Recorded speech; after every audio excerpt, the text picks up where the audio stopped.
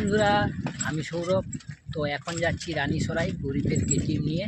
তো দেখতে পাচ্ছ সবুজে ঘেরা এই মাঠ দিয়ে বেরিয়ে যাচ্ছি। তো এখন মূর্তি বানানোর কাজে যাচ্ছি আমার রানীসরাই। তো সবুজ সবুজ গাছের মাঝখান দিয়ে, দুদিকে মাঠের মাঝখান দিয়ে এগিয়ে চলেছি সেই কাজের উদ্দেশ্যে। তো রানীসরাই যাচ্ছি বন্ধুরা। একটা আকর্ষণীয় জিনিস দেখাবো। তো আকর্ষণীয় জিনিসটা হলো উন্নয়নের রাস্তা। দিদির উন্নয়নের রাস্তা মাটিতে ঘেরা। তো সেটা দেখাবো আপনাদেরকে। তো এরকম ভিডিও করতে করতে যেতে যেতে অনেকেই হাসাহাসি করছে, ভাবছে একটা পাগল যাচ্ছে, পাগল। তো আমার এই কেটিএম, গরিবের কেটিএম নিয়ে যাচ্ছি, কারণ ওই উন্নয়নের রাস্তায় মাটিতে ঘেরা। তো ওখানে যেতে যেতে যদি আমার নিজের বাইক নিয়ে যাই, 1,80,000 টাকার গাড়ি চুলোই চলে যাবে। তাই আমি আমার গরিবের কেটিএম নিয়ে বেরিয়েছি, সাইকেল নিয়ে বেরিয়েছি।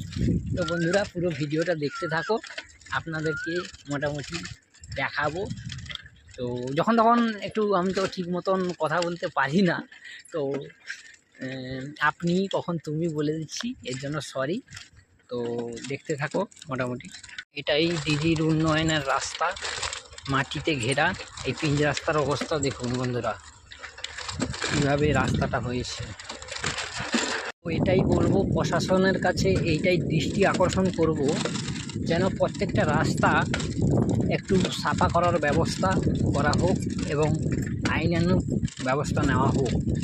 কারণ এরকম রাস্তায় প্রচুর যানবাহনের ক্ষতি হচ্ছে এবং মানুষ অনেক অ্যাক্সিডেন্টের মুখোমুখি হচ্ছে।